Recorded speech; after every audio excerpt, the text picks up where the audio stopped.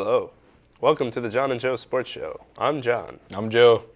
That's the most emotion we're going to show this show because we're very saddened and heartbroken after last night's Cardinals defeat to the Texas Rangers. Yeah, that was awful. It was. Could we skip to the second half of the show? Yes. Freeze our images a la Around the Horn and we'll just move on. For those of you watching, thanks. And you'll notice that Joe here has on a snapback Green Bay Packers hat, retro style. Look at that. There it is. Zoom in on that, cameraman. Zoom in on it. Zoom in. See that? That's Look nice. Look. There we go. Whoa. There it is. That's beautiful. I found it. I dug it out. Where was it? It was in my closet. You closet. don't like me asking. It's in my mom's closet underneath a bowling pin. There's a bowling pin in my closet. It was like a turtle for the not like an actual turtle, for like a car, like you put on top of the roof for vacation. It was a soft turtle. It was under that. Yes. A blanket. I don't know. There were lots of things, and I'm like, oh, there it is. And yes. So your mom's closet is like the Barney bag. You just reach in there and you grab out. You don't even know it's going to come out. That's it. But yes, so I'm pleased to find it, and now I could fit in here at the U. I believe my father has a retro New York Giants snap. I'm going to have to look for that. Yeah, do that. Because I can't go with Yankees because they don't, they don't have retro hats. Somebody was wearing a retro Yankees hat. Why? They're not, no, don't do it. Yeah, you can't really do it. There's some teams that retro just doesn't work for. They're one of them. You look foolish. And I would like to tell that person they look foolish. But that is not why we're here. We're here to talk sports, regardless of what we're wearing and what others think is good to wear. We can't be the judge of that. I look ridiculous. I can't even look at myself. There's no way to put it on. I know. I can't even. It's unfortunate. I cannot pull off a backwards hat. I can't pull it off at all. Some people can. Some people you wear them like, oh, okay. I'm not one of those people. No, exactly. I agree. And I try to be. I wear a Yankees hat at Sam's Club, flat brimmed, put up. That's not me. People probably see me. What the hell is he doing? Exactly. That's exactly right. So, Plus, there we go. A problem with this is we're Caucasians, and we're supposed to wear hats like hats are meant to be worn. Yes, and like this. That's the way we could pull it off. Yes. Like this. We look normal. That's fine. Mm-hmm. Speaking of hats, the World Series. Perfect segment. Yeah, that's beautiful. Yes. For those of you that aren't aware, the World Series is going on right now. We're in the precipice of it, or the middle, something like that. The World Series. Game 4, I know, was the worst rated televised Game 4 in the history of the World Series, Joe. The history of the World Series. The World Series has been going on a little while. Yeah. But yes. That's impressive. I didn't know people would rather watch the Saints shellac the Colts than watch a baseball game. It's unfortunate. Yes, that's true, and that's really sad because the Cardinals keep getting caught in the lowest rated World Series. Okay, 2006 was the lowest rated World Series, and now the lowest rated Game 4 of all time. It's terrible. Like, I find it terrible. I went to the Donkey last night. Yes. And they didn't have the game on either of the TVs. I think they had the football. Yeah, they had the Ravens, Jaguars. Well, that was a game, though. We'll get to that. Oh wow! Do we have to? Eventually, we have to talk. We can't hold off. So yeah, so that's on. I think like Dancing with the Stars is on the other channel, or like something. I'm just like, really? At a bar? You can't even get the World Series on one TV. That was ridiculous, but that tells it all. I mean, no one cares.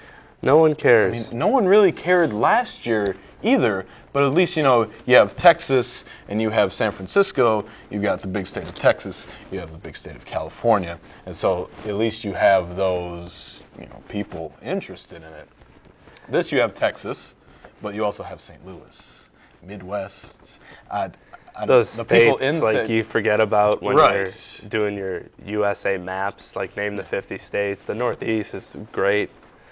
Southeast you can get, and then you go in the middle, you just lose sense of direction. Where are we?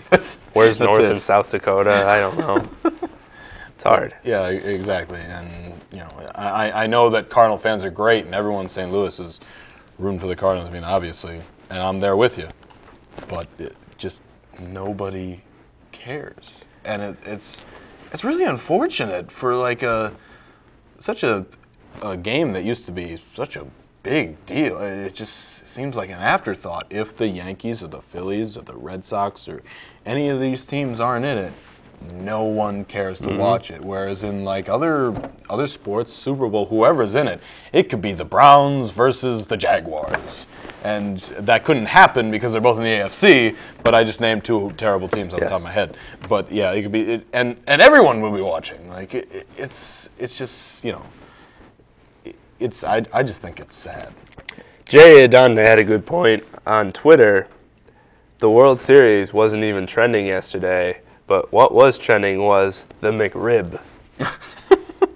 More people were talking about a sandwich than the World Series of Major League Baseball. So that pretty much puts a great sum. That tells the story of the World Series, that people care more about a very distasteful sandwich than they do about the World Series. That's a shame, because the World Series, for those of you who probably don't know, has been pretty entertaining at times. I mean, sometimes there's been terrible baseball played, there have been some bad calls, but the games, with the exception from Game 3, they've been close, and they've been really exciting and nerve-wracking. So, I mean, it's been maybe not the best baseball at times, but it has been exciting. So I'm just gonna keep saying this. I mean, I'm not saying that I was watching the Giants Rangers last year. I would not be watching this World Series if the Cardinals weren't in it. But it really is. It's just sad how across the board, just no one cares about the World Series if these big teams aren't in it. I turned it on yesterday, and one of the major reasons was the Monday Night Football game was horrid. There's not even a word.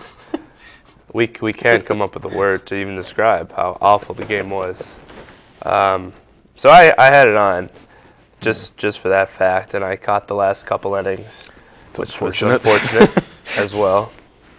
But both teams are. This is one of the better World Series. Unfortunately, the common fan, they like to see the big names, the LeBron Jameses, if you will, even though he'll choke in the fourth quarter.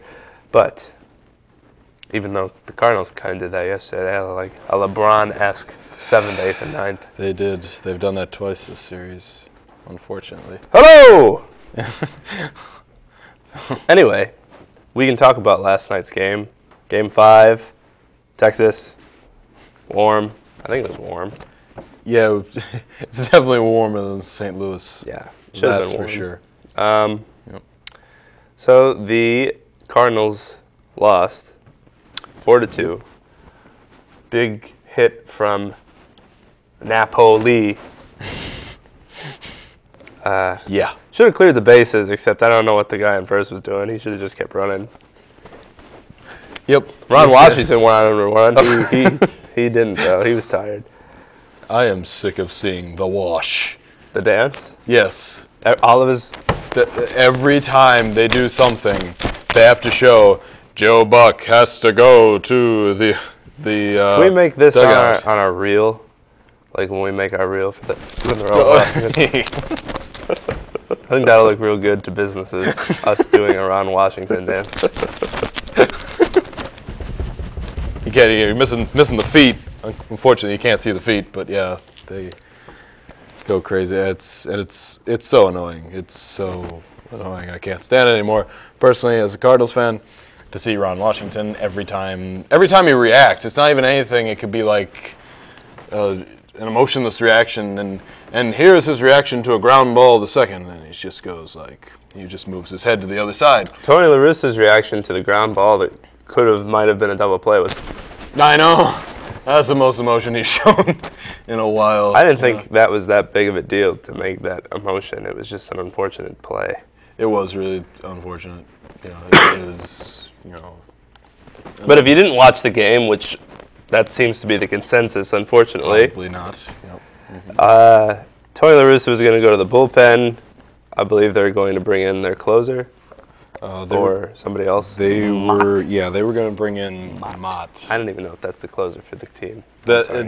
He does. Tony La Russa doesn't. He doesn't have a closer, you're right. Yes. But he comes in the ninth inning. Correct. And gets saves. Mm-hmm. So he's the closer. So he's a closer. They were going to go to him, except apparently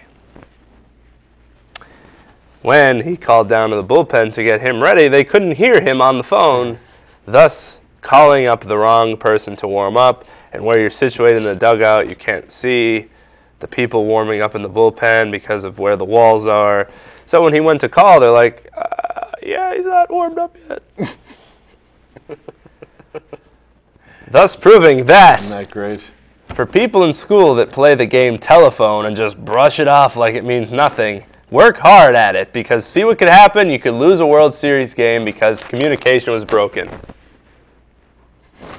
I might be stretching it a little bit. It's stretching it. But enjoy telephone anyway, because it's a great game, kids. The thing is, that I know that play got focus, but in the grand scheme of things, it didn't mean a thing. No, it didn't. But people like to put games, shoulders on one play. That was one important play because they brought in somebody else for an intentional walk. Which I said I would love to be on the Cardinals pitching staff. I can come in and throw an intentional walk. You could pay me a quarter of what you're paying your guys. I'll come in and throw 4 balls. Come on. I can do it from the stretch, wind up, whatever you need. That's right. Yep. So they brought in Lance Lynn. To throw 4 balls. And then they took him out for Mott, who in turn struck out Elvis Andrus. I think it was Elvis Andrus. I think they walked Kinsler to get to Elvis. So in the grand scheme of things, it didn't mean much, but honestly, it was the story of how the Cardinals played that game. It was very, very little league. It wasn't smart. They didn't play smart. They never came through with any big hits. They had opportunities. 0 for 12 runners in scoring position, I believe. 12 runners left on base. It was 1 for 12. Yeah, 12 runners left on. Even so, it was. They got to the Rangers early. Yachty had a big hit. Yachty! Skip Schumacher hit like a dribbler that scored a run. Skip. So they got up early, 2-0, but the Rangers just crept back, and Moreland hits a home run off Carpenter. It was exactly. It was weird because Carpenter was really pitching well, and then all of a sudden, as soon as he made a mistake, they just hit it. And then Moreland hit a home run. Musa scored a 2-1, and then Beltre hits a home run and falls to his knee. His patented knee home run. Yeah. He's very good at that. Yeah. It looks really impressive that he's swinging absolutely as hard as he can. Exactly. I'm surprised he doesn't shatter his kneecap. Yeah. I know. But it looks really cool. Yeah, it does. Yeah, especially when it goes. Yeah, he used to do that against the Yankees. It was heartbreaking. But neither here nor there because they're at home. So so that got it to 2-2. Cardinals continued to not suck. Yeah, they continued to suck. That's exactly right. They couldn't get, and they had the opportunities, and they never came through with the big hits. I think Freese had the bases loaded, and he takes first pitch and pops it up. Early, first inning, you have Albert Pujols 3-0, and he's swinging away, so he pops it up to center. Like that's dumb. I know you're Albert Pujols, but that's dumb. He's actually not doing that well. No, he's not. Series. He had one game. And I didn't know that until I put up the statistic of his average. He's I believe 1 for 11 or 0 for 11, not including Game 4. Correct. Where he was 5 for 6 or 4 for 5 with the 3 home runs. Yep. Reggie. Exactly. Babe. Albert. That's it. Yep. Yeah, so he's not doing as well as I thought he was, which shocked me. Right. And then it all came together in the 9th when he apparently calls his own plays now.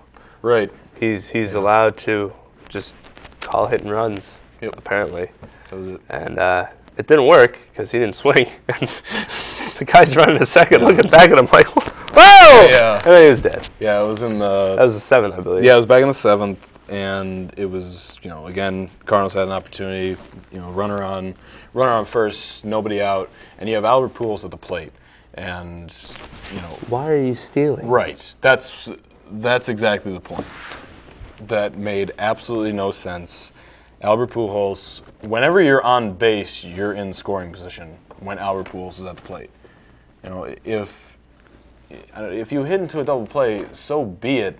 Don't send Alan Craig, and then, I know that Pujols is Pujols, but why are you sending Alan Craig, and then Pujols gets this pitch that's just you can't hit it. It's too far out of the strike zone, and then Alan Craig is absolutely dead at second base.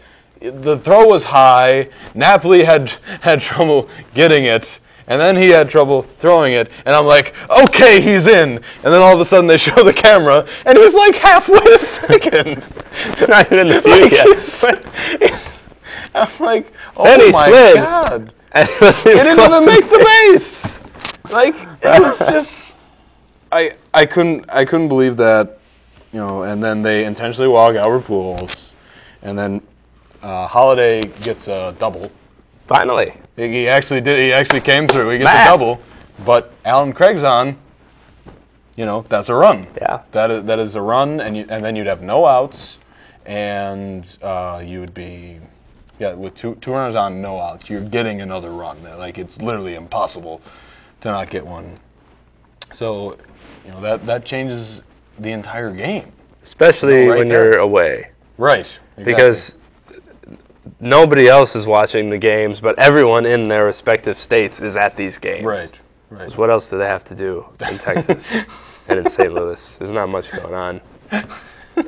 Not to knock Texas, but Cowboys are Yeah, exactly. And I knew at that point the Cardinals were going to lose the game. I remember because I was in a texting conversation with my dad, and it was the 7th inning, and the Rangers just tied it, and he was like, what should I do? Should I go to bed, or should I stay up and watch this? And I said, if they don't score in this inning, go to bed, because they're losing this game.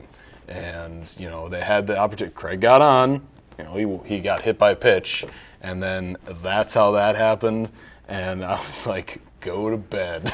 Isn't it unfortunate as fans when you know your team's going to lose? Yep. People always say, well, how do you know? I can know as early as the second quarter in a game or the 4th inning of a game after they're through the order twice. It's over. Yep. They're not going to win. Exactly. There really is a feel. It's funny as a fan how you could tell that. Yes. But, you're right 95% of the time too. There are some shocking moments where they come out of nowhere and you're like, ooh. And that's fine. I'm not going to complain. Which is yes, cool. they won! But never happens. you feel as a fan, who has control of games, and that's a credit to us fans. That's it. But all they got to do is text us. Yeah. Are they going to win? No, not tonight. We should go to Vegas and just sit and watch the game on TV, and at a certain point. That's true. Rangers, got it! Why aren't we doing that? I don't know. Jeez. We'll do it. I think we can after handle the that.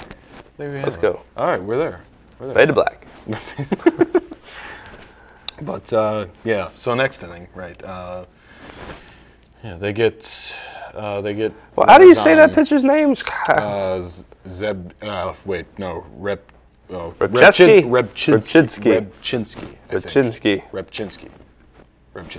Rolls off the tongue nice. That's it. Yep. It's like Krzyzewski. Yeah. But everybody knows who he is. That's it. And we're not going to get into who decides names for people, but you just have to question who was at the office that day when the people were coming off the boat. Okay, Riff Chimsey. We'll put a Z to start the silent Z will fool them. Gives me a look coming off the boat. I'll give you a look every time you say your name to people. Anyway, yeah, he was in. They brought him in, and they get a. We're gonna have to go to a break shortly. I think she was just. Oh, she was just home run. Home run. All right, signaling it. But they put him in. They have this slow roller to the. Well, it's not a slow roller. It was hit back to the pitcher. He reacts. It bounces off his knee. It ruins any chance even getting an out. Nick Punto. Yeah, he's usually good at those, like falling to the ground to like throw it over his shoulder. Yeah. But Grand Wilkes-Barre Red Baron there, Nick Punto. Really? Yeah. Punto is here. So yeah, but yeah, Nick. So I'm rooting for him, so I'm happy. But unable to get it, and then Napoli. Two-run double. The Angels must feel like garbage after they ripped Napoli apart for not being able to hit. He's going to be the MVP of the World Series if the Rangers win, without question. Yeah. They must feel like trash. Seriously, yeah. Then Pujols comes up again in the ninth. Again, there goes the base runner. Again, he's thrown out. Yeah. It was a strikeout throwout. As Albert Pujols on a 3-0 pitch, or 3-2 pitch, swung at a pitch he had taken twice already in the other batter's box. Yep. Albert, it was ball. Terrible. I can't believe they did it again after, And they knew it was coming because they kept sending him on the 3-2 pitch with no outs. Why? Yeah, like... You paid Matt Holliday however much amount of dollars for however many years. He got a double before that bat. Yep. Why not? Exactly. We'll tell you why not. We'll be back. We're going to a break. Don't go anywhere. John Joe Sports Show, World Television Network.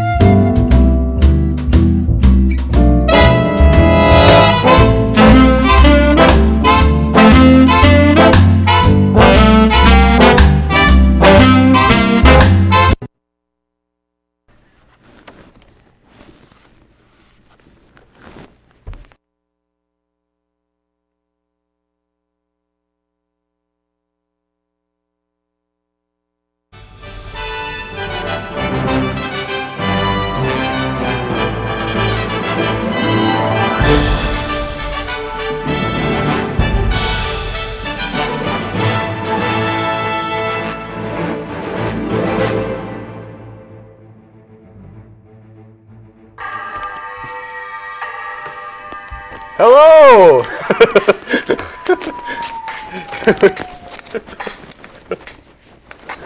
Sorry. We're back. John Sports Show 9.5 WSR Scranton soon on the Royal Television Network. Just jamming out to some cover songs by our friends band, The Rushing Daisies. They cover some Michael Jackson songs. They're a good band. Rushing Daisies. Check them out. RushingDaisies.com. RushingDaisies.com. That's, yeah. Anyway, World Series. Still going with that. It's 3-2 Rangers. Rangers? I think you could say that for anyone. Tonight, Octavio Dotel. Just kidding. He was the loser of last night. Thank God they're not pitching Octavio. It's unfortunate. Nope. Jaime, he's back. Jaime Garcia. Or Jamie, if you want to Americanize his name. Going against Chris Lewis. Jaime's a good pitcher. Yeah, he pitched very well in Game 2. He did. In the loss. That's the thing for the Cardinals this series. I mean, you know, that's just wasting opportunities as a whole. I mean, that Game 2 where they had a 1-run lead, Jaime Garcia pitches one heck of a game, and they have a 1-0 lead going into the top of the 9th, and they blew it. Mott, who's been untouchable pretty much this postseason at least, gives up a was it a walk to Kinsler? Did he walk Kinsler? I believe he walked Kinsler and then gave up a he gave a double. Yeah, it was. Then they took him out. Yes, correct. Yeah, it was. How many runs did he give up when he got taken? Oh, none. None. Yep. So. That's really bizarre. I have to say, because okay, it's doesn't happen. Second and third, no outs, but he's your guy. Right. Well, he's not their guy. He's kind of your guy. La Russa, he's the 9th inning man. Yeah. So according to Tony La Russa, the Yankees should have taken out Mariano Rivera in 2001 when he gave up when he hit Craig Counsell. Take him out. Put in somebody else.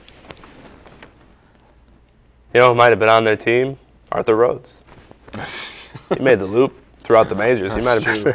It's true. No, Arthur Rhodes. He's going to win a ring regardless. Either tomorrow or the next day. He's getting a ring because he was on both teams. Good for you, Arthur. You know, there's no losers in sports, so they say. That's proven true because he'll be all right. He's getting a ring regardless. He doesn't care. It's true. You know who else has been on both teams? Darren Oliver. They're like the same person, basically, too. That's true. That is true. I agree. So, yeah, I don't agree with taking out your closer when he hasn't given up a run yet. Now, if he gave up a single there, okay, bye-bye. So they bring in Arthur, he gives up a sac fly, and they brought in somebody else, they give up a sac fly, and game over. Mott could have did that. No, that's true. I mean, you know, that game 2, the Rangers everything, not that everything went their way, it's just they always made the plays every time they had to. They played great defense, especially up the middle. Elvis and Kinsler were being praised as gods that game, and they were doing well. I mean, up the middle, they kept making great plays. So they were just making these fantastic defensive plays, keeping the Cardinals at 1 run, keeping the game within reach, and then it got to that point where Kinsler was on, and then Kinsler steals and barely gets there, but he gets there, and unlike somebody on the Cardinals. Yeah. So I mean, that opens it up, and we could talk about the Pujols cutoff, where he was supposed to cut off the ball, and that's how Elvis got to second base and caused a third and second instead of a first and third. Lackadaisical. It's true. He did look lazy on that play, but you know how many times he's probably made that catch? He's probably like, I I got this. The thing is, like, I feel like he was indecisive and he didn't know what he wanted to do. Like, I think people just feel he missed it. I think he was like trying to decide whether he wanted to. So he was just kind of like, I'll let it go. And I think that was his, decision making because he was going back and forth and he just let it go. That gets you second and third and ended up being a key point in the game because, if Hamilton comes out, sack fly, they get one run, but Elvis stays at first base. Yes. I'm going to call him Elvis because he's the only player ever named Elvis in the World Series. They play in the World Series. So he's at first. Shockingly enough, Elvis Presley did not make it to the World Series. Exactly. He was probably there, though. Who knows? I bet. Yeah. But, he sack flies. If that happens, Michael Young's sack fly would have turned into just a pop-out, and then Elvis is on first base. And, the Cardinals get out of the inning from there, and it's tied 1-1. Yes. So, it turned out to be a big play, but I don't really blame Pujols for, like... The loss? The whole loss? They were all over it. They wanted to stone him after the game, basically. But, I don't really blame it on him. It just seemed everything was going the Rangers' way, and they were just going to win that game. I don't understand why people need to put the blame. Like, there's 18 people at least that play a Major League Baseball game. Not one person loses the game. There's no way that someone can lose the game unless they come in and hit 4 straight batters, and that's the game-winning run, or they go to catch a home run ball and throw it over the fence. Right. Unless you blatantly do something that ridiculously obvious, like, it's the 9th inning, and there's 2 outs, and you just stand in the back of the batter's box and just drop the bat and be like, go ahead, strike me out. Has anybody done that? Right. No. If you're going to blame Albert Pujols because the ball went off his glove, nail him to the cross. He got you to where you are. Calm yourself. Right. That's very true. And that kind of brings me to something else that I want to talk about this series. Game 3, that turned into a 16-7 rout eventually for the Cardinals. The last glimmer of hope that they showed. It was the double play attempt where they tried to turn it, and then Ian Kinsler threw it high to Napoli, but Napoli made a nice play and tagged Holiday on the back. He was so far out, it wasn't even close, and the ump called him safe. Napoli turned around and said, "Ah!" And that was, about it. And, the Cardinals go on, and they end up getting 4 runs in the inning. Yeah, four runs in the inning. And they get a 5-0 lead. Now, in that inning, Napoli throws a double play. He gets a double play ball. He throws it to the catcher, and he throws it wide, and it goes. And 2 runs come around for the Cardinals. Now, here's just another situation of a bad call, and your team implodes after it. Yes. I don't understand. Like, there is no one to blame but yourselves. If you hold all that on a bad call, and then your team just mentally collapses after that. You could see all these instances. That's one of them. You've got for the Cardinals in 1985 when the ump made a terrible call at first, and then the Cardinals collapsed. Is that the famous call or that famous play that they show all the time, where the guy was safe by a mile, or he was out, out by a mile, like a full step? Yeah. Oh, that poor guy. Right. He still has to hide under his bed. Exactly. I mean, it's these situations. But, like, if you're the Cardinals there's no excuse still not to get out of that inning. Yes. With a runner on first. With the Rangers in Game 3, there's 1 out, a runner on first now instead of nobody on. I mean, and you give up 4 runs after that? Like, there's no excuse. You cannot use that. Chicago. That's another point. Steve Bartman hits the ball. Okay, it's not like it turned into a home run or anything. It was just a foul ball. And what happens? They give up 8 runs that inning. Like, how could you blame one person for giving up 8 runs in an inning? That's ridiculous. That just means your team is not mentally tough enough, and you do not deserve to win in that situation. You know what I mean? Like, that shocks me that it happens at the professional level. Right. You can understand, and we've seen it on many teams we've been on in youth sports. You know, if you get a bad call, people flip out. And yeah, but you're in high school or you're in grade school. These are professional athletes. Right. Calm down. Yeah. Don't you have enough talent to, get out of the inning and then go up to the ump and be like, yeah, that's right. Exactly. It's a matter of mental toughness, and like you just see it so many times that these players just don't end up having it. They don't bog down, and they don't get it done, and that's just shocking to me. How they're professionals and they have to blame something. I'm not saying the players like totally blame. It gets caught up in the media, but like how you just implode after like a simple, human error like that. It doesn't make sense. Bog down, get the outs. It doesn't make sense that people collapse under that situation. Let it go. Happens Move all the on. time. Every sport, Yep. it's unbelievable. Yep. And you blame it on that. And then afterward, sports affiliates blame the loss on this call. Right. This is why they lost. This. I think in this case, if the Cardinals turn around and they win 2 games in a row at home, I don't think it's going to turn into that play lost it, because they ended up winning the game 16-7. Yeah. So like it turned out to not be that big of a thing, and Pujols went off, and that's what people remember. No one's gonna remember the bad call if they take away the 4 runs they got in that inning. They still win. Math 12-7. So like it's fortunately it won't come down that call, and no one will try to kill that umpire. Yes. But it's just unfortunate that these teams who collapse, they just collapse. There's no mental toughness, and you should at that level you should have the mental toughness to get through it. And then they mentioned, well, it's time for more instant replay so things like this don't happen. Every year it happens in the playoffs. Yeah. There's a missed call. Instant replay. We need more of it. Yeah. Yep. Hold on. Mm-hmm.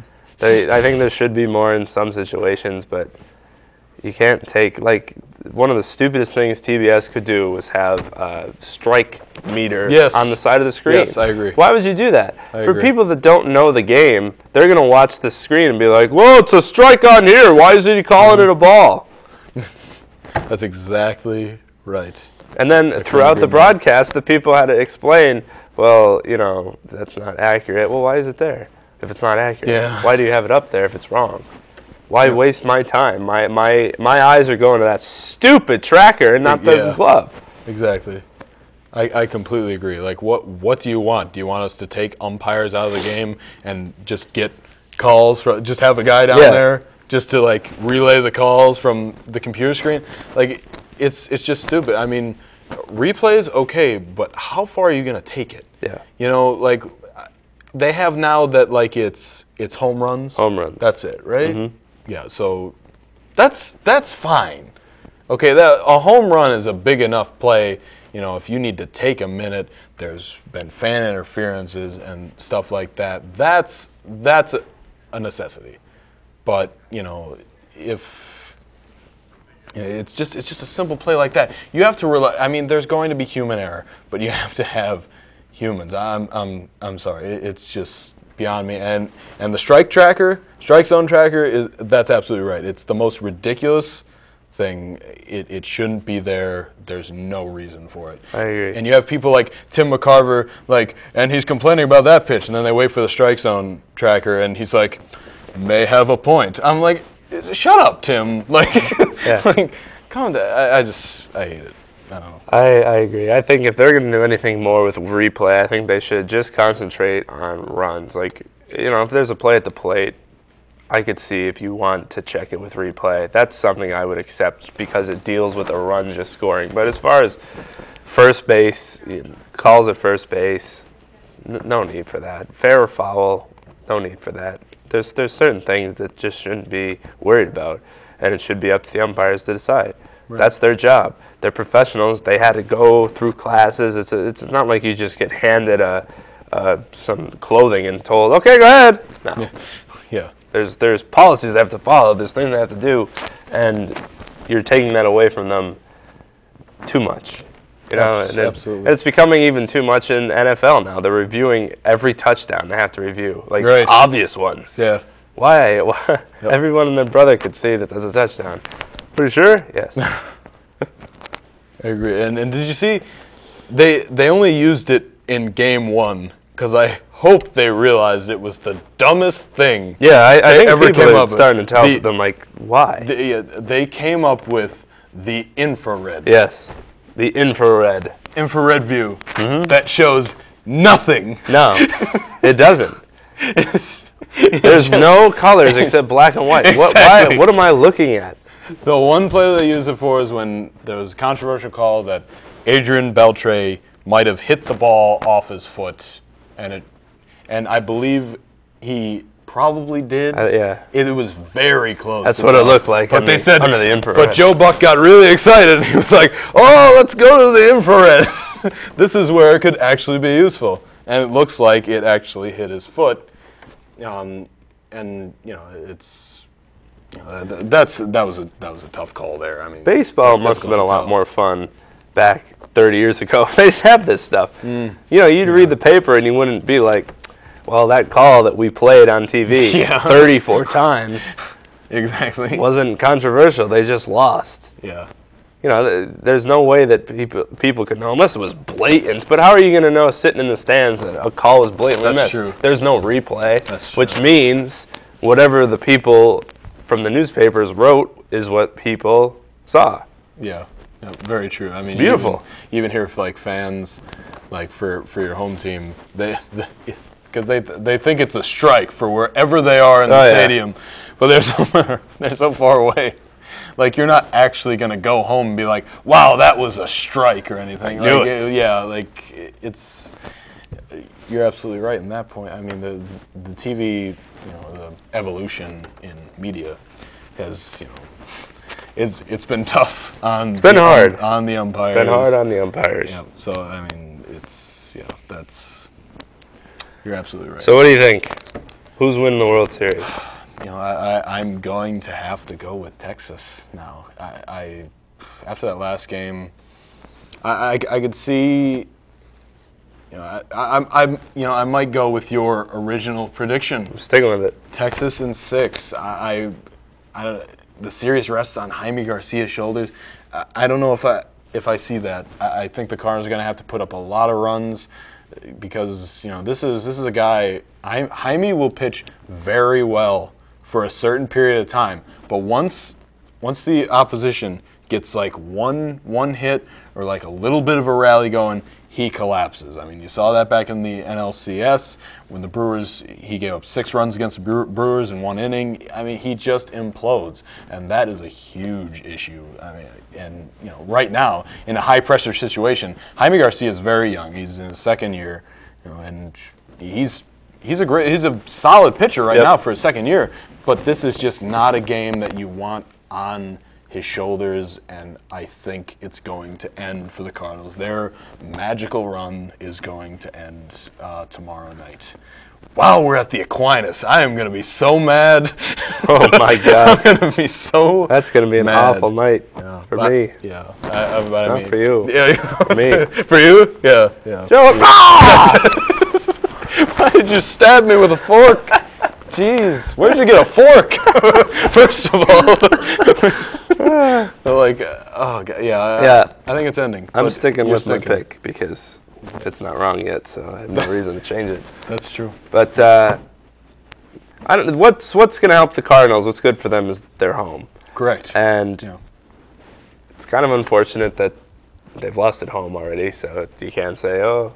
But that gives them the best shot of winning, being at home. You're going to have a packed house. Maybe Ron Washington will have problems relaying a pitching change in the bullpen.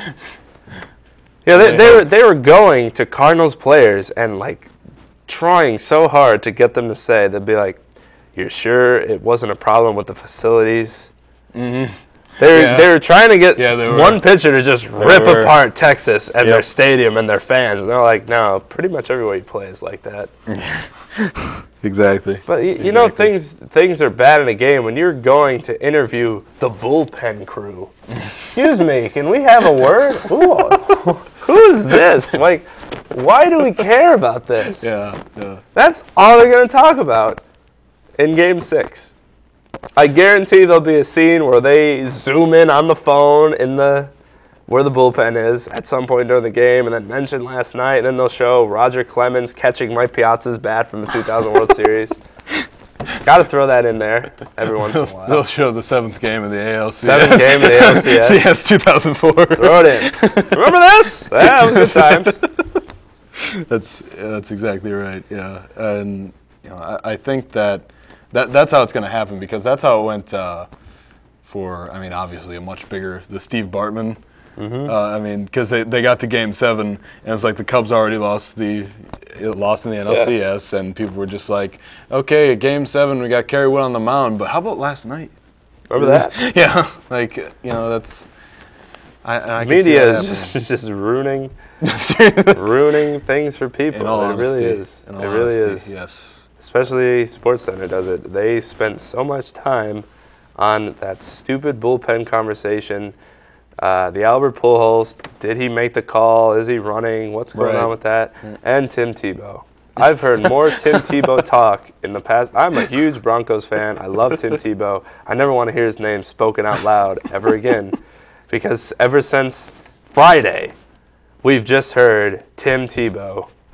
But don't worry, we'll fill you in on Tim shortly in the show. Thank God. In other baseball news, John Lackey needs Tommy John surgery. How do you pitch an entire season and then at the end just be like, something's wrong? Apparently at one point in August or something, one of the doctors said, you're going to need Tommy John. He laughed. Who's laughing now? Yeah. Must have been too much of this action. Yeah, probably. In the dugout. There we go. Knew that was coming. Nobody can see what we're doing. And it must have attributed to how awful you pitched this year. That could be it. Yeah. Must have been the shoulder. Let's see. Twins declined their 2012 option for Joe Nathan. Joe, bye-bye. Bye, Joe. He gets surgery, loses everything. Mm-hmm. And Oswalt and Lidge declined by the Phillies, which means Roy Oswald's coming to the Yankees. Yeah, probably. 34 years old. Him or Lidge. Come on down. Bullpen. Lidge. Oswald. One of them will be there. That's probably true. If it happens, I'm not even going to laugh because I said it. What? The Big Four? What? No. Wait. Nope, the Big Four is gone. The Big Four? They'll just put Joe Bland in the Big Four. Perfect. Brian Cashman is going to have a deal to be re-signed by Halloween. That's spooky. That's good. That's good stuff. The NBA is going to take 2 more weeks off the season, pushing it back to at least November 25th.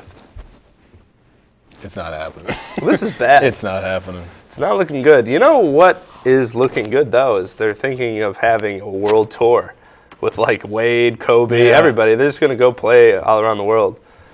They should do a U.S. tour. They should, yeah. I agree. If they're showing that they're, trying to be great to the fans and not trying to diss the fans, they should do a U.S. tour. I agree. And unfortunately, for a lot of players, this is like probably the end of their career. Like guys like Jason Kidd and stuff. People that have one more year left. That's true. Now what? Unless you work out a lot. Right. Yeah. Every day. Teams like the Celtics. Yeah. They're just getting older. Kobe's losing a year. Yeah, Kobe's getting older. There are a few teams that really this is gonna hurt. This is gonna hurt. But a lot of people are still playing pickup, having fun with it. Yeah. There's a new commercial now, Jumpman, where they show Dwayne Wade going to like every rec league there is. Yeah. That was funny. That was good. As far as college football, Suck for Luck is in full session, people. Dolphins are sucking the most currently. That's exciting. I think the 1 and 2s are still in the same as far as the standings go, because I know what happens in the BCS is if you don't win by enough points, you just lose a spot in the rankings. It's true. That's how it But goes. LSU and Alabama are still there. Oklahoma State is third. That's the first time that's happened in school history. La-di-dee. Yeah, I mean, the big game this week was Michigan State, Wisconsin. Yes. Where, similar to the Jaguars play last year, the Hail Mary. Knock it down! Same thing. Knock it down. What But do you do? down. Yep. down. Yep. Knocked it down into the opposing receiver's hands. Touchdown. Like Even though it was ruled barely gets in the end zone. Ruled not a touchdown. Right. I think it was. Yeah, definitely a touchdown. But he did barely get in, but he did get in. That's just an incredible finish there, and that was really the highlight of college football this weekend. Matt McGloin gets the start for Penn State. They beat Northwestern. Were they on TV? They were. Yep. I couldn't find it. Silly me, I went to all the actual affiliates. I guess they're on one of those. Oh, they're on the Big Ten Network. I'm sorry, they were on the Big Ten Network. Yeah, my dad was watching the game on the I Big get Ten that, but How's it? I don't Yeah. really care about Penn State football. Yeah. I was like, you watching Penn State? No. Sure, yeah. I'm carrying on living my life. Yeah, I'm happy for Matt. That's about it. Yeah, good for you, Matt. Good for you. Matt! Yeah. Northwestern, Way not to that go. good, but Northwestern. Yeah. Great against Northwestern. If it was lacrosse, I'd be more impressed. Anyway, we'll go to another break, a more lengthier one by 30 seconds. We'll come back. We'll talk some football. We'll go over the week, tell you a little bit about Tim Tebow, a little bit about Joe's hat, and the state of some of the teams, some of the quarterbacks, and then we'll give our pick 'em at the end. But we'll be right back. John and Joe's Sports Show on the Royal Television Network. Stay tuned for more.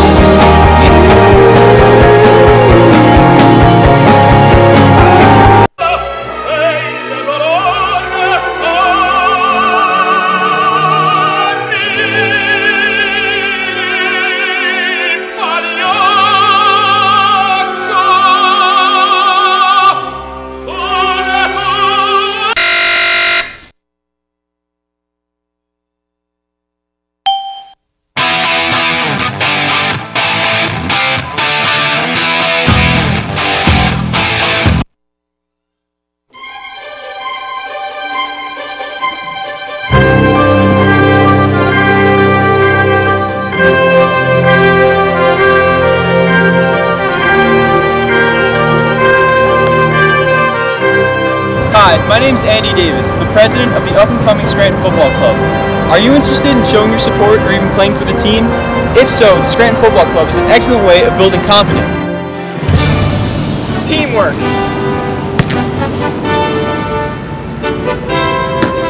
Character. Mental toughness. Athleticism. Scranton football!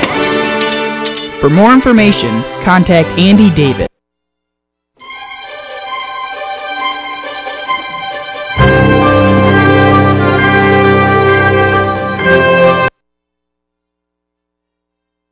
We're back here on the John and Joe Sports Show, 99.5 WSR Scranton and the Royal Television Network. Thanks for tuning in. We've got a great show planned if you're just joining us on the radio. If you've been with us the entire time through the Royal Television Network, wow. We're impressed. Crazy, yeah. come on down and we'll shake your hand. Yeah. Anyway, if you've missed the first hour, we jaunted a little bit about baseball. If you didn't realize, the World Series is happening, so we talked about that a little bit. Yep. And we're done. That's it. Yes. Nobody cares. Nobody cares. It's okay. By that, we sat in silence for an hour because we had nothing to say about it. Now it's time for football, and Tim Tebow will be joining us now. Oh, if only. That'd be cool. I should tweet Tim, see if he'll join us. Well, he's would. Big into Jesus, and we're a Jesuit university, yes, so I'm sure I have medals. Would have made the time. He would have. Yep. Unfortunately, he lives down the line. True. But a wild week in football. Let's get right into it. Let's get right into that with first the first game. The barn burner of the week, Browns Seahawks. Going into the game, we knew this would be epic, and it was. Nobody scored a touchdown, and the final was 6-3. Browns win.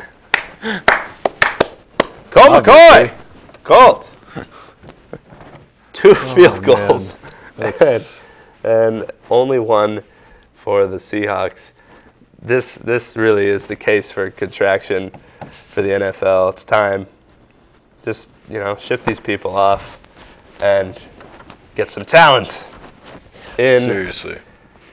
You know who was the leading receiver for the Browns, Joe? Bonaya. Bonaya.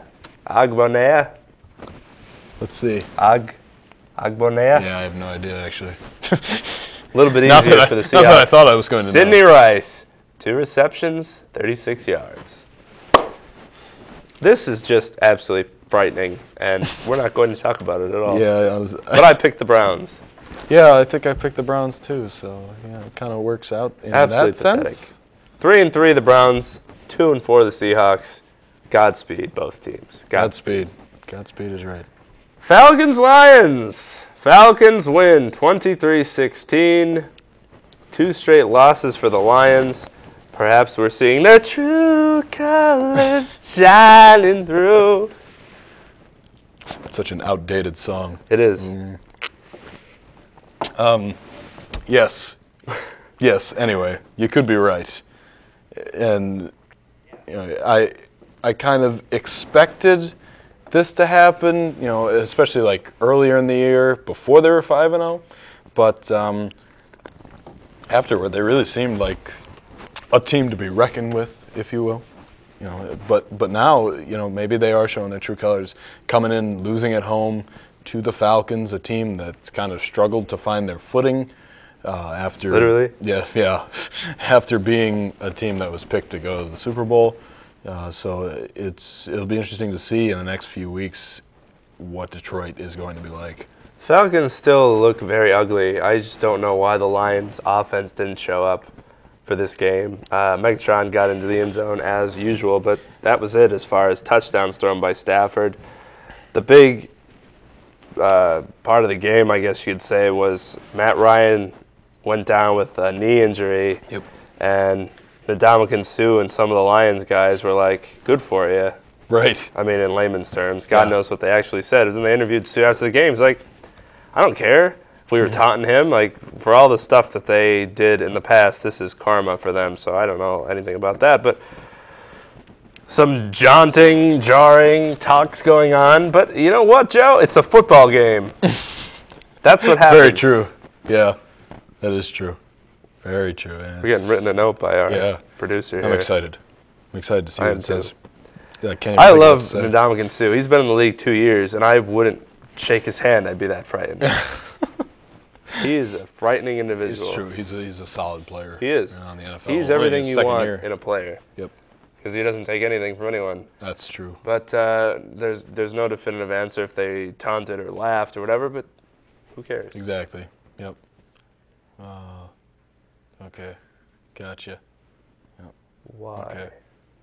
Okay. I don't know. Oh. PSA break. Now. Quick. Be right back. John Osbush. John Osbush.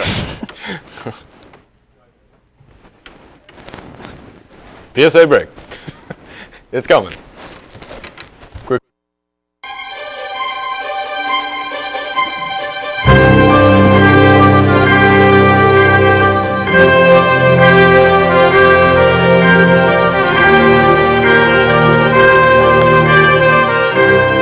Hi, my name's Andy Davis, the president of the up-and-coming Scranton Football Club. Are you interested in showing your support or even playing for the team? If so, the Scranton Football Club is an excellent way of building confidence. Teamwork.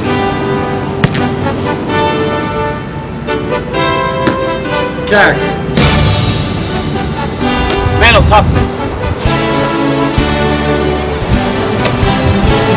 Athleticism. For more information, contact Andy Davis.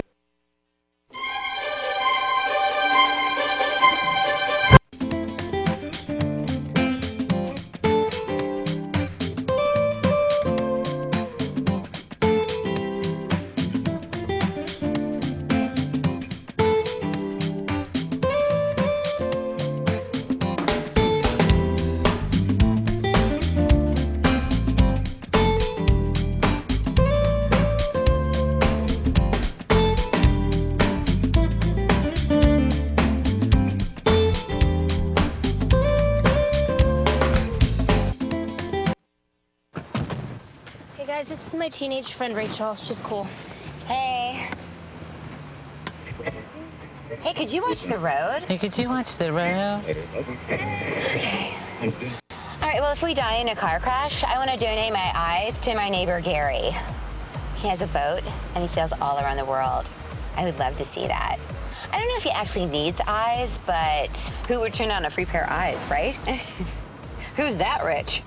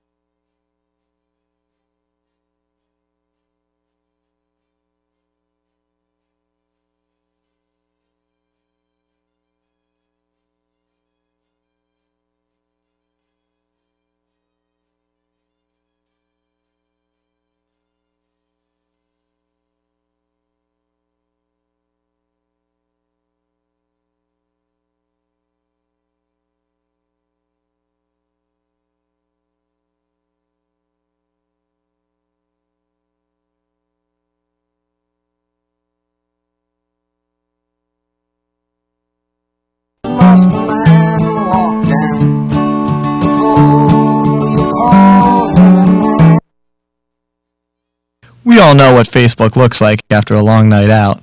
Blurry, and yet so enticing. But don't be like this guy and type something that makes absolutely no sense onto your friend's Facebook walls, or else they might not want to be your friend for too long. So remember, if you're going to go out on the town tonight, turn your laptop off.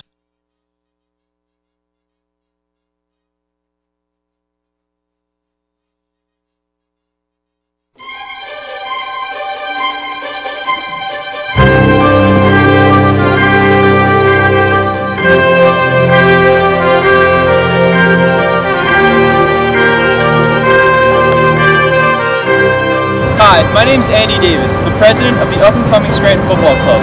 Are you interested in showing your support or even playing for the team? If so, the Scranton Football Club is an excellent way of building confidence. Teamwork.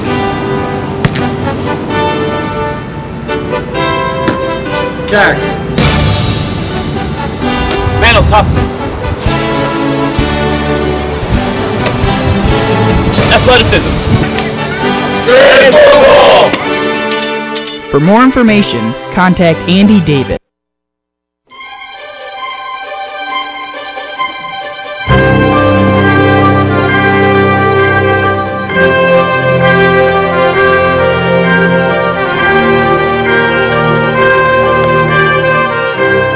Hi, my name's Andy Davis, the president of the up-and-coming Scranton Football Club. Are you interested in showing your support or even playing for the team? If so, the Scranton Football Club is an excellent way of building confidence. Teamwork.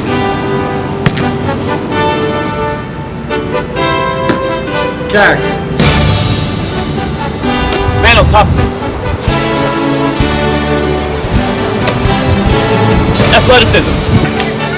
Scranton football! For more information, contact Andy Davis.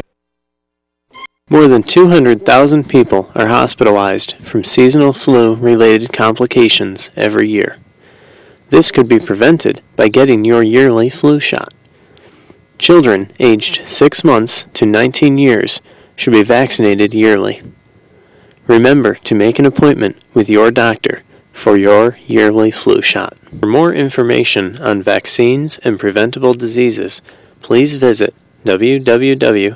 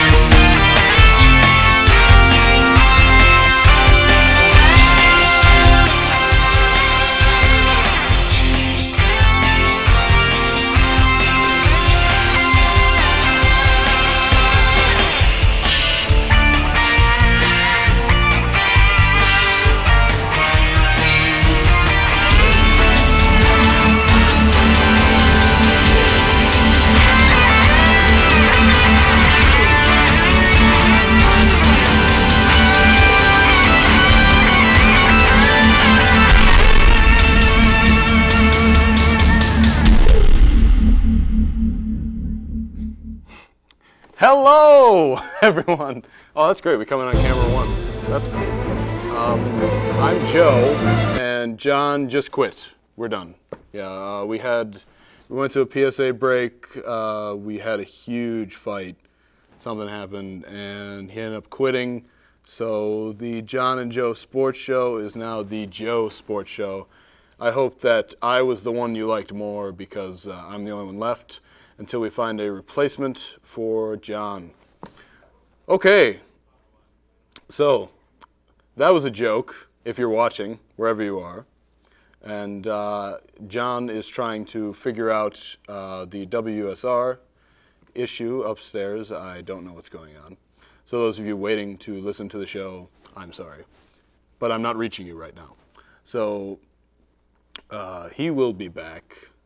But for right now, it's just me on camera one. I do like this. This is good. This is good.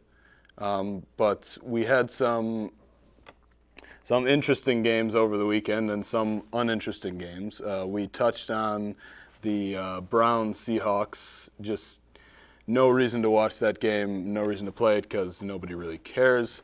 And we were about to get a little bit into the Lions-Falcons. We did get into it. The Lions dropping to 5-2 on the season, and the Falcons improving to 4-3. This is a huge win for the Falcons. You know, coming in, beating a team that lost a week before, but a team that came in to the season 5-0 and not looking like the Lions of old. Looking more like the Barry Sanders Lions without a good running back, if you will. Instead with a solid quarterback and one heck of a receiver who's been getting, he had 9 touchdowns in the first 5 games of the season, which is astronomical. And now these last 2 games, unfortunately last week, the game is just, I don't think anybody knows who won the Niners-Lions game. They just remember that there was an awful handshake at the end of it. So basically, they dropped to 5-2 now, and you have to wonder if the Lions are going to return to their true colors where they have been of late, but who knows what will happen there. Like I said, huge win for the Falcons, a team that was thought to possibly go to the Super Bowl this year, talked about, but not really showing it at all this year. But this is a big win, maybe now to get back on track on the season. So moving on, we have the Texans and the Titans. The Texans just absolutely hammering the Titans, 41-7. This was a big day for me because I had Arian Foster, who got 43 fantasy points. I think he had over 100 yards receiving and 100 yards rushing. He just went off for the Texans, and there was really no chance for the Titans. The Texans actually coming out and taking care of business. A very inconsistent team, but this was one of the weeks where they were up, and this is a big win. It's a divisional win. It knocks the Titans down to that 3-3 on the season, and moves the Texans up to 4-3. Very, very winnable division there with the Colts out of it. I mean, haven't won a game yet. They usually own that division. The Titans not doing well. Hey, Nina. I'm good. I got it. I'm good. I'm loving this. I'm on camera one. Man, I'm cool. You ruined my rhythm. Jeez, what was I talking about? All right, anyway. Don't like stare at me either. Like that's like really weird. Yeah, thank you. All right. So basically, I'm trying to talk sports here. Do you mind? All right, thank you. That would be. I agree. Anyway, moving back to the AFC South. The Texans. I think the Texans are kind of a team that's in control of this division. Like I said, a few seconds ago, with the Colts being out of it, no Peyton Manning means no wins apparently for them. So we've got the Texans on top of that division right now, with probably the Titans will be the team to beat. Other than that's the team the Texans are going to have to beat, and they came out and they put a beat down on the Titans in this game. So that's a huge win for playoff implications there. I'm going to skip the Broncos-Dolphins for now in hopes that John Lund will soon return, because I know he's going to want to talk about that. Let's see. Moving on, we have the Jets playing the Chargers. The Jets coming into this game just not looking good at all. They're not performing, not getting wins, and we have the Chargers, kind of, 4-2 right now, but not a team that's really looking that great. So the Jets come in, and they go down early, but they come back. Shockingly enough, the Jets really got it done in this game. A great game for them. Coming back, Sanchez with 3 touchdown passes to Plaxico Burress in the game. I think he just had the 3 touchdowns for like 24 yards or something. But he did come up big, probably his biggest game so far since he's come back, and an important victory for the Jets. Last week the Jets played the Dolphins and stopped their I believe 2 or 3 game slide. I think it was a 3-game slide. But that now ends, and now they're back beating a decent team in the Chargers. The Chargers now at 4-2, in division with the Raiders and the Chiefs. I mean, they should be winning that division. Basically, the Chargers should be winning it, and these are the kind of teams that the Chargers are going to have to beat. John Lund! John Lund is back in the studio. John. You could stop listening to my monotonous voice. Sorry about the fire we had. I was hoping you were. I was about to start just crying on it. I was gonna try to find you. It wasn't you. Okay. Anyway, apology accepted. Where'd you get? Okay. Well, I'm on the Chargers Jets, but we're gonna have to go back to the Broncos Dolphins. Yeah. I wanted to save that.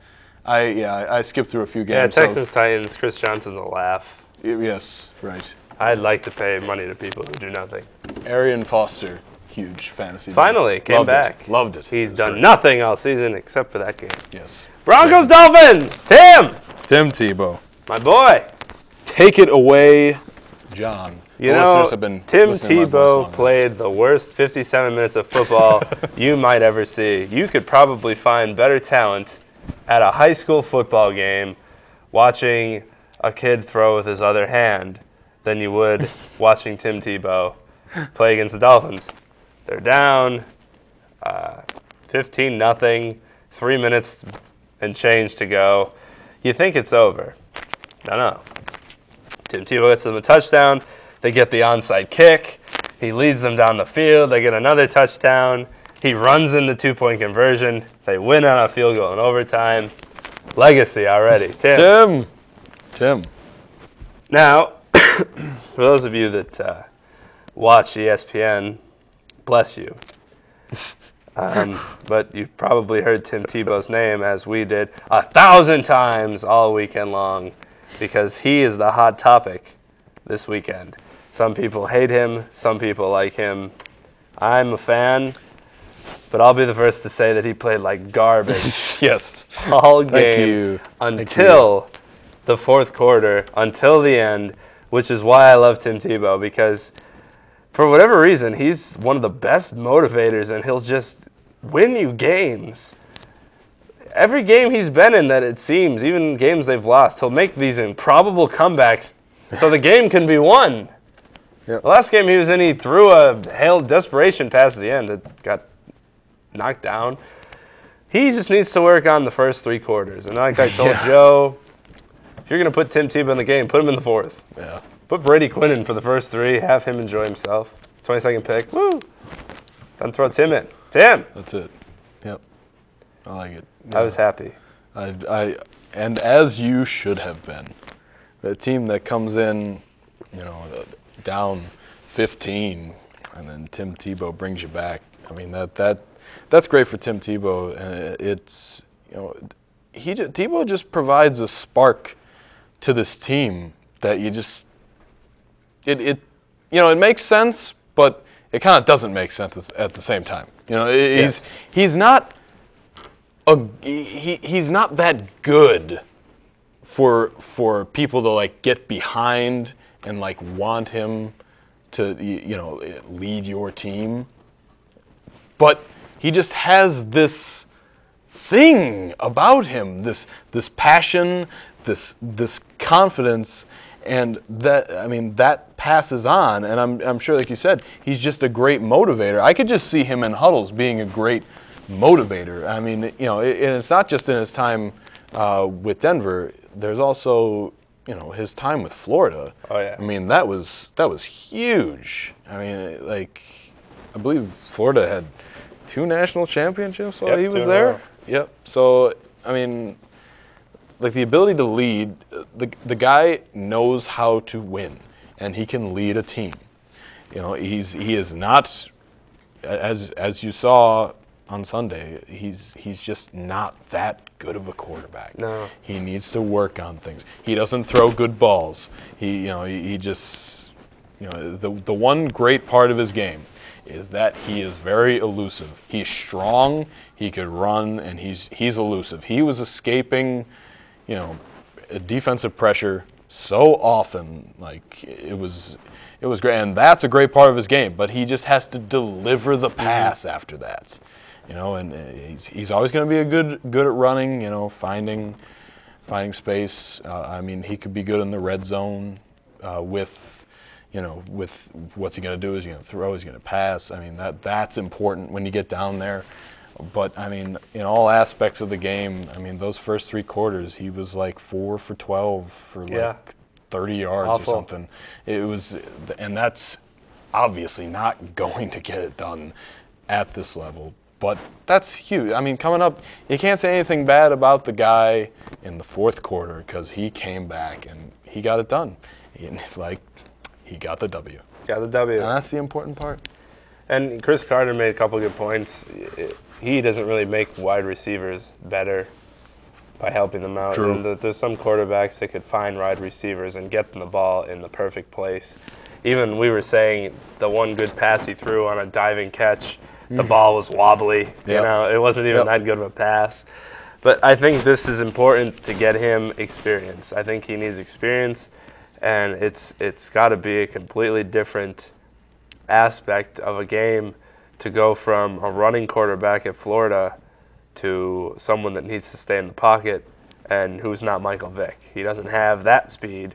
He's more of he kind of reminds me of Donovan McNabb. That type of it's hard to bring him down, or Ben Roethlisberger type of body structure. So if he gets this experience, I don't expect him to win 8 games or however many games, but a couple wins under his belt. Just get the experience to come back next year and be better. That's all you can do is continue to improve. He's motivated enough to do that. We've seen it, we've heard it, and he got the W. And if, granted, it's the winless Dolphins, they're horrible. It's true. We'll see as the year goes on when he has to play teams, what's going to happen. But Denver is rebuilding, and if he can rebuild with them, I think in the future they won't look that bad, because there are some shining moments when he goes up to the line for the 2-point conversion and calls an audible and sees that no one's in the middle, and he does the patented draw play, and they get a 2-point conversion. Right. They don't get that, they're not going to win. Right. Yeah. So it's things like that. He can lead a team, and people hate. Why are you hating? Yeah, it's true, and like another fact, the fans are behind him. I mean, and that's really important, because I feel like when Orton was in, it was difficult for for a team to function when the fans don't want you in. Yes. And you know that. Right, exactly. And then your team, and the team knows that. And it's just the atmosphere is just different. And I feel that the fans are definitely helping, to play the backdrop we have. Yeah, yeah. It's bubbly. Nice. It's nice. Yeah. Yeah. Okay. But yeah, I'm excited for the future. But ESPN has made Tim Tebow their LeBron James of football, and I'm sure that 80% of the listeners and watchers and people that watch the program can't stand Tim Tebow now. They're making it worse on Tim because they won't shut up about him. Let him go out, let him play, let the boys play. Let him play, ref. Let him play. Anyway, there were more games. There were. Did you get to the Chargers, Jets? I talked about Blacks go, 3 touchdowns. Right. Yeah, that was the key. The Chargers, yeah. They're something. They have talent, and they seem to squander it. Yeah, they do. That's what I was saying. They singled out the final drive that they had, where they just didn't know what to do with under 2 minutes. The clock's ticking. They don't have timeouts, and Phillip Rivers is looking over at the coach, and the coach is looking at him like, "What do we do? Just throw it." So they waste 30 seconds, and they throw the ball 3 feet. And they waste another, and then they're throwing these little dinky passes. They're not even going deep. You don't know how to run a 2-minute offense? Yeah. In week 7, right? 7. That is correct. Yep. The Jets finally won. Yeah, I mean this is because they were at home, 4-0 at home. Yeah. Yep. Mark Sanchez still doesn't impress me at all. He never has. He never has. But never has. Good for the Jets. Yep. Good for you, Jets. Good for you. Bears, Bucks. The Bears win 24-18, and I'm beginning to hate the Bucks more and more because they are very inconsistent. Very inconsistent. Very, very. And the Bucks should have won, I think. Matt Forte goes off for 145 yards. Yeah. I still am not impressed by the Bears. Right. I don't think Jay Cutler is that great of a quarterback. He's probably not even, he's in my top 20, but that's not impressive. Right. Yeah. Yep. And where are the Bucks? Freeman, where are you? They don't have any running backs, though, because one of their running backs tore their ACL. Yeah. He's out for the year. Blunt. And no, it wasn't Blunt. Blunt is hurt. He's coming back in a week. Yes. It was like Ernest Graham, I believe. Yeah. Yes. So now they have Lumpkin as their only running back. So for you fantasy owners, pick him up. Kevin Lumpkin. For the holiday season of Halloween, get Lumpkin, rhyme it with pumpkin. Enjoy that for this week. Get him, because he's their only running back, really. So maybe he'll go for 256 yards. What are the chances of that? What running back would do that in week 7? No one. No one. Definitely not. Oh, there was. There was, yep. Sarcasm. 4-3 for both teams. Fantastic. Bears. Woo. Brian Urlacher had an interception. God bless him. Then he tried to run it back, and he just looked old. Kneel down. Fall down. Panthers, Redskins. 33-20 in favor of the Redskins. Cam! He beat them. Beat the Redskins. Yep. 2 touchdowns. That's not that impressive, but they won. Cam. Way to go, Cam. Ran 1, threw for 1. He's like the 3rd best fantasy quarterback, I think, this year in the league. He's doing awesome. Yeah. I love being at register and getting a text that says, Cam, 16 yards to the house. Cam. Yeah, that's really impressive. It's 2-5 for the Panthers. I mean, the record is still not awful. The Redskins are showing their true colors. They're fantastically bad. Yeah. Rex Grossman, I think, is hurt now. Yeah, I think they're just starting back. Beck's gonna start now. Yeah, they're just starting back. You know who's on the IR? Kerry Collins. Yep. Thanks for coming back for 4 games, Kerry. Thanks a lot. He's done for the year. He should be done. But there's nothing better than getting a Cam text. I was expecting to get some Tim text, but he did nothing until the last 3 minutes. So that was unfortunate. Yeah. Cam did nothing in the first half. I was getting worried. It was like 2:30. I still haven't gotten a Cam text. What are you doing? But they win. So he's a bright spot for the Panthers. Unfortunately, they only have Steve Smith. The good one. Oh, yeah, that's true. Not the other one. Yep. So they need to get some players. Or definitely need some players. Yeah, they don't have anybody for him to go to, so he's running it in for touchdowns. Yep. But he looks good. He really does look good. Definitely got to be impressed with Cam Newton. Yeah. Chiefs, 28-0 over the Raiders. This was very depressing for Al Davis and the Davis family. Kyle Bowler started the game over Carson Palmer, and he threw 3 interceptions. His first 3 passes, I think, was 1 incomplete and 2 interceptions. Way to go, Kyle. And he gets taken out in favor of Carson Palmer, who proceeds to throw 3 interceptions. It was one of the ugliest quarterback. And then, what's his name, got in for a play. Terrell Pryor. He didn't do anything, but he was in for a play. But quarterbacks, 6 picks between them. How do you win a game like that? You don't. You're playing the Chiefs, who are awful, and they just score 28 points, and ugly for the Raiders. Ugly. Absolutely. That's just a horrible, horrible loss. It's you expect when you're going to Kyle Bowler and a team and a Carson Palmer. Carson Palmer, who hasn't played for a few games, a little while. Few games. He was retired. Yeah. You wake up to hey, you're starting tomorrow. It's like, what?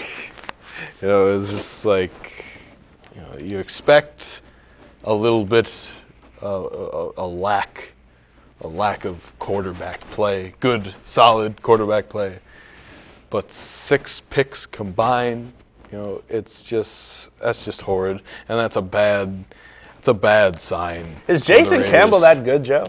No, he's not even that good. Okay, I'll give you this. Jason Campbell was kind of coming into his own. He wasn't back to his Auburn self, but he was just managing the game, not really making too many bad decisions. Not throwing 6 interceptions. Right, and apparently that's all this team needed. That's all you need. Like, where are you, Brad Gradkowski? That's right. Come back. That's right. Throw your lofty passes. Seriously. But this is a terrible situation. And if you're the Raiders, you have to play Palmer. You gave up 2 #1 picks to get him. You better hope he takes you there. You have to play him. How bad do you have to feel if you're Kyle Bowler? Yeah. You just got sit down for someone that hasn't played all season. He was retired, and he's playing over you, who's been on the team the entire year. That's right. This is why I believe that if your last name is an occupation, you should be that job. Kyle Bowler should be bowling. Curtis Painter should paint. You obviously can't cut it in the NFL. Get out of the league. Arnold Palmer should sit back and take Carson aside and say, dude, here's some of my tea. Drink it. This is what you should do the rest of your life. Stay retired. Drink my tea. Ryan Leaf should have been a park ranger. It's not that hard, people. God gives you these names. He sets this path, and you just, I'm going to be an NFL quarterback. What are you doing? Guys, successfully, Roethlisberger. That's nothing. You can't go off that. You can't do anything with that. Peyton Manning lucked out. He didn't have to be an ice cream person. Yeah. You didn't have to work at Tom Manning's. Brady didn't have to go into television because the Brady Bunch has been done before. Drew Brees, thankfully, he doesn't just get blown away.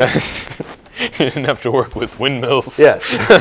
There's people that luck out, but for some, they should realize they're calling soon because it's painful on the eyes.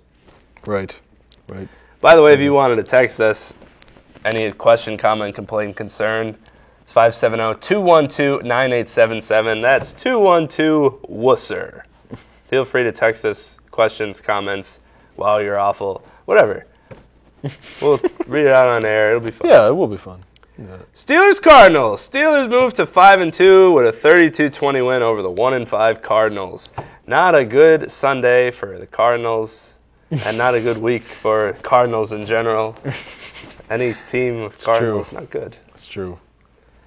Not good, unfortunately. This week, Mendenhall didn't show up again, 32 yards. Fortunately. Mike Wallace had a 95-yard touchdown, which I was fortunate enough to hear while working. I shouldn't have been listening to the game, but it was good timing. Yeah. Ben Roethlisberger, the Steelers just are better than the Cardinals. That's really all it was this game. Yep. No one really went off. They're just awful. Exactly. I completely agree.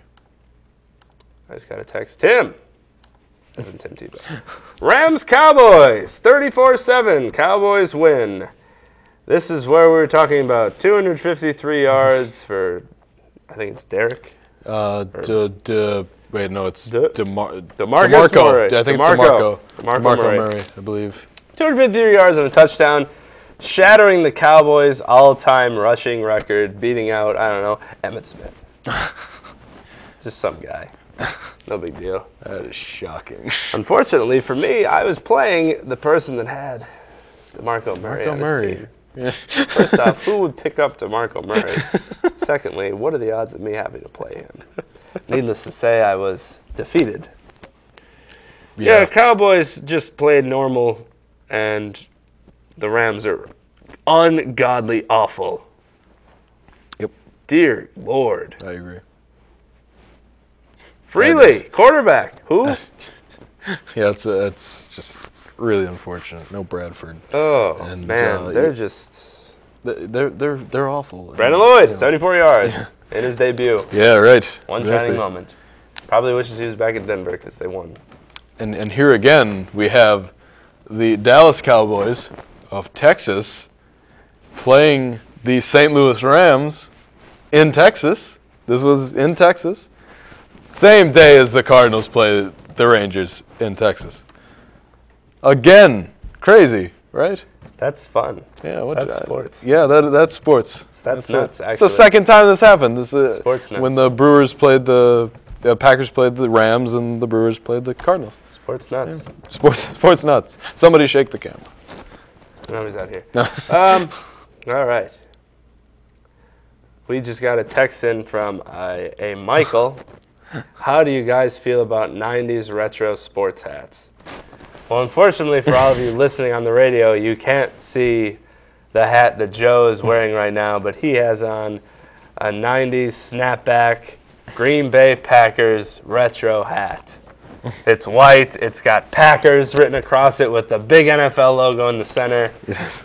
Has these weird colored lines shooting on the side. lines. Yep. Mm-hmm. And it's a snapback. It is a snapback. Yep. And he's got it on with the brim raised. Yeah, I could do the Jasper Parnevik look. Yes. And so he's rocking it. It's unfortunate y'all can't see.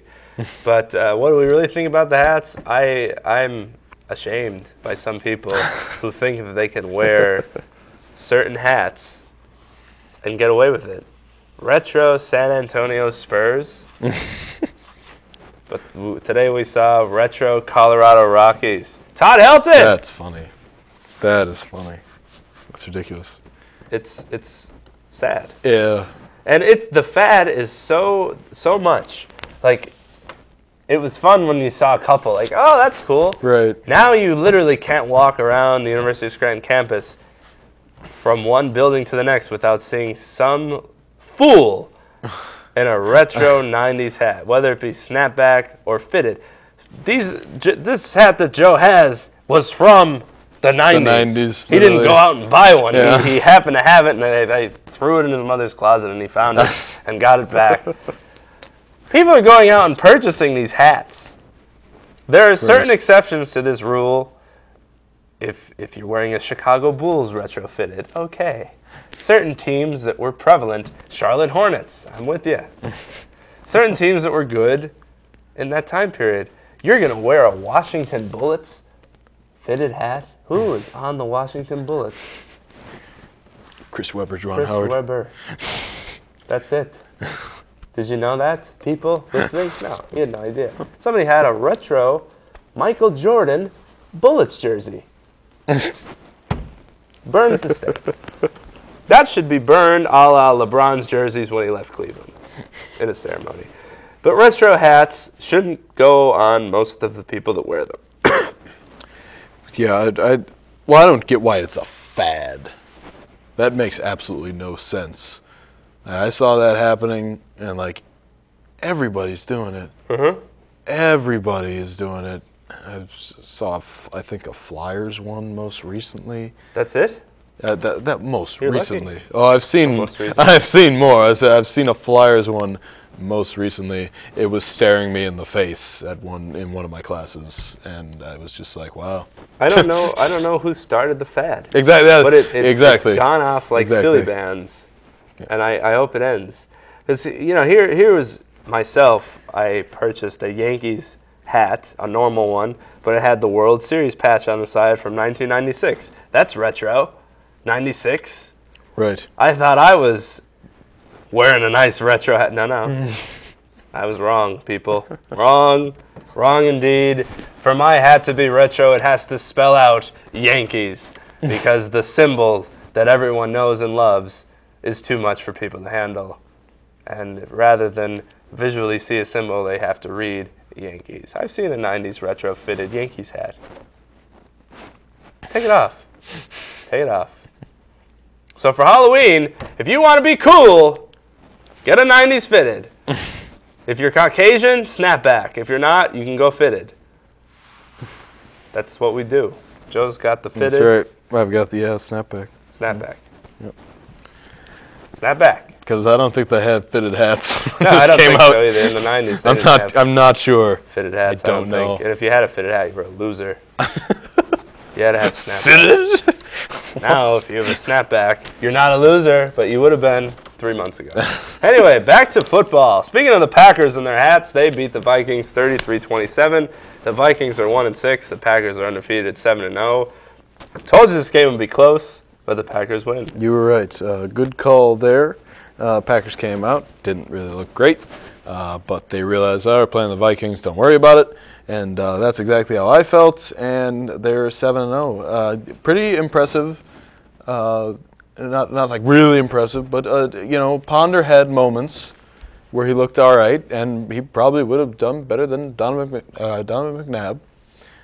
I'm sure that he came in and he had moments. He's a thinker, is what he is. Because Another he was example pondering of a quarterback. Oh boy, he should be a philosophy major because they get far. Yep.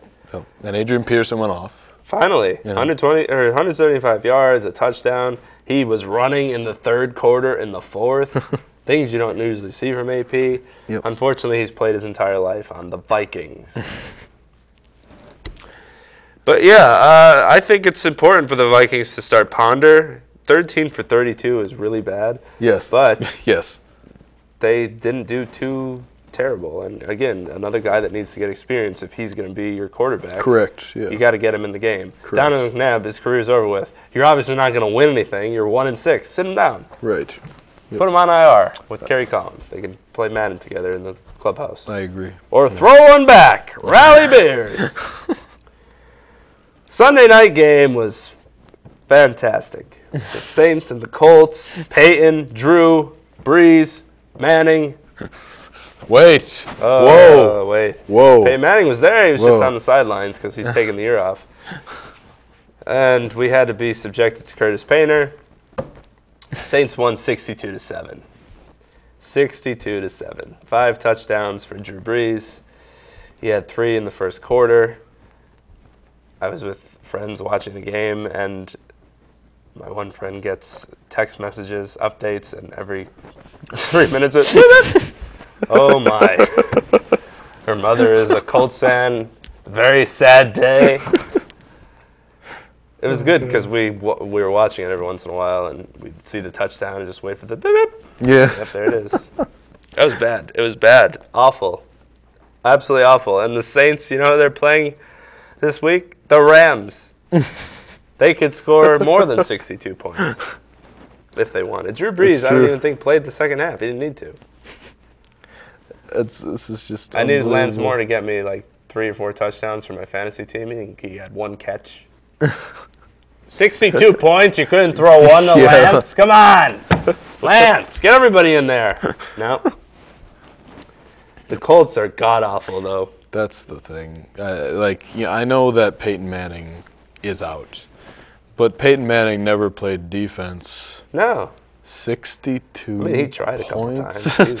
He'd like run after somebody and intercept him, and then he's like, Like Saints 62. Saints have a high-powered offense, but 62 points, there's no excuse. The red zone defense for the Colts was horrible, and that's when the Saints scored. They'd get in the red zone and just touchdown. Yep. So I don't know. You have to wonder if it's the defense is kind of like they don't have the motivation that Peyton Manning's out, because like, what does it matter if we stop them? We're not going to score. Why are we killing ourselves to have Curtis Painter lead us down the field? Please. So they could be thinking that. I don't think that's the case, but you have to wonder now at 0-7, why are we even playing these games? Why are we getting up to play? Luckily, they're in a division where they're not out of it. That's true. It's frightening. Never. Jaguars, Ravens, Monday night. This one was something else. Right? You have the high-powered offense with the Jaguars, the defense of the Ravens, high-powered game. Maybe it was just because I drank 9 Monsters before the game so I could feel something while watching it. But it was high-powered for me, Joe. 12-7, Jaguars over the Ravens. Oh, my God. Gabbert. Flacco. That's just Did you watch embarrassing. No, I was watching the Cardinals. You're lucky. You were one of the few, I think. Yeah. But good. Yep. Guess it was best. It was awful. I can't believe. I think the Ravens didn't have a first down for the first 40 minutes of the game. That's true. Losing to the Jaguars? The Jaguars? It doesn't make it. Okay, the Ravens have lost to 2 teams this year, the Titans and the Jaguars. And they have beaten much better teams. I don't understand how that happens. I don't get it. I don't understand. But once again, another horrible Monday Night Football game where it's just laughable. Would have rather gone see a high school football game. There hasn't been a good Monday Night Football game the entire season yet. That's true. Yep. And maybe it's because that song is on the beginning, but that's probably not it. A lot of people say that Joe Flacco could lead the Ravens to the Super Bowl. Bull. Not happening. No first down. The first 40 minutes against the Jaguars. First downs. Against the Jacksonville and Ray Jaguars. Rice is fumbling like it's his job too. Right. So he couldn't rely on either of them. The only way that the Ravens will do well is if their defense scores for them and their special team scores for them. And the Ravens defense didn't make any miraculous plays. They had strips and they'd get the ball back and then the offense would do nothing. So they had no pick sixes. They didn't win.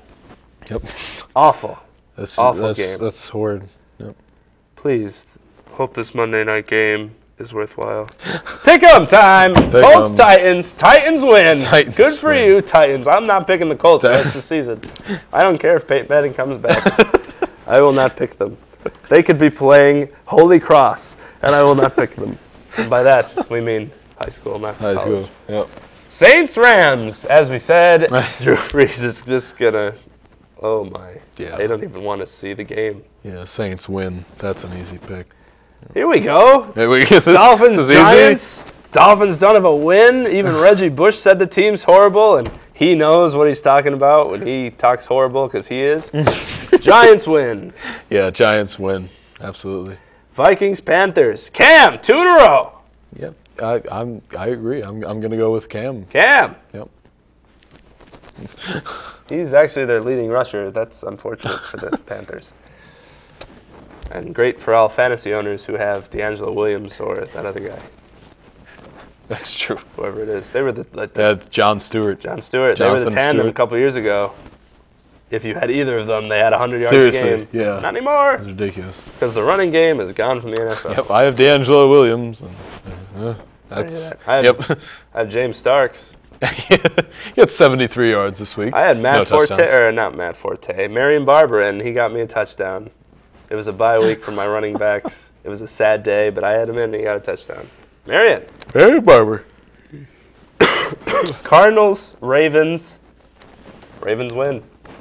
Shockingly. The Cardinals win because they're terrible, and the Ravens only like to lose to terrible teams. I'm picking the Cardinals in this game.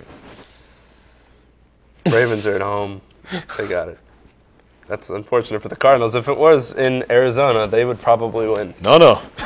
Cardinals this week. Yep. Jaguars, Texans. Yeah, I think the Texans win. I think the Jaguars, that's one of the few wins they'll get last week. Here's a good one. Redskins, Bills. I'm going to go with the Bills. I think the Redskins are starting to have a downward spiral. Sexy Rexy is very ugly right now. He's lost his mojo. He won't be playing. Yep. And going to Beck. Red Jackson. Yep, exactly. I'm going with the Bills as well. Pretty much the same reasons. The Redskins seem to be crumbling, and the Bills haven't crumbled yet. Kind of losing a few games, but not crumbling. Lions, Broncos. Go with the Lions. Yeah, I'm going with the Lions as well. Unfortunately. Yep. But don't be surprised if Tim leads them to victory. Don't. Patriots, Steelers. Finally a good game. This will actually be a good game. I got to go with the Patriots. I just like their offense overall a lot better than the Steelers' offense. I still think the Steelers haven't done anything. They've just won because Ben Roethlisberger will throw for 5 touchdowns or Mendenhall will run for 145 yards. Both of them haven't done well on a given week yet. Patriots do that every week. Right, yeah, I think with the Patriots' consistency, they will definitely win. They're still one of the premier teams in this league, you know, at 5-1 now. Until the Steelers prove that they could beat a really good team, I can't pick the Steelers. Browns, 49ers. I'm going to go with the 49ers. Heads up for the post-game handshake. Yeah, I'm going to go with the Niners as well, and I'm going to go with a normal handshake. Normal handshake. Yes. A good game. Mm-hmm. That'll be that. Yep. Bengals Seahawks. Hold on your hats. Adam Dalton leading the team over the Seahawks. Over whoever they had in. Whitehurst. Yep. Whitehurst. Carson who? Bengals win. Cowboys, Eagles. Look at see, this is difficult because every time I won the Eagles this year when they should have won, they didn't. And you like when that happens. I do, and yes. I'm going to go with the Cowboys just to be a prick. Cowboys. Cowboys. Yeah, I'm going to go with the Eagles here. You know, it's a big game for the Cowboys, and Tony Romo. It's going to be close. That means Tony Romo's going to crumble. Maybe after the bye week, the Eagles will remember how to play football. Chargers Chiefs Monday night. Will this be a good game? Not really. No. No, not really. No. I'll go with the Chargers reluctantly because I still can't name more than 3 players on the Chiefs. Yeah, I'm going to go with the Chargers, even though the Chiefs have been kind of coming on a little of late. I'm going to go with the Chargers. The words of Arnold Schwarzenegger, go Chargers, go. Bye weeks, Atlanta, Chicago, Green Bay, Oakland, the Jets, and Bucks. Have a nice, relaxing bye week. I will, thank you. Please don't drink in the clubhouse or locker rooms while watching the game. That's the end of that. That's our show for the week. So we'll be back next week, same time, same place, same frequency. We'll have our World Series wrap-up. We'll bring you more Tebow. We'll bring you more Cam. And whatever else exciting happens, maybe there'll be an NBA season, but there won't. So, we'll be back next week, same time, same place, same frequency, on the Royal Television Network at 99.5 WSR Scranton. I am John. I'm Joe. That's how we do it. See you next week. Thanks for listening.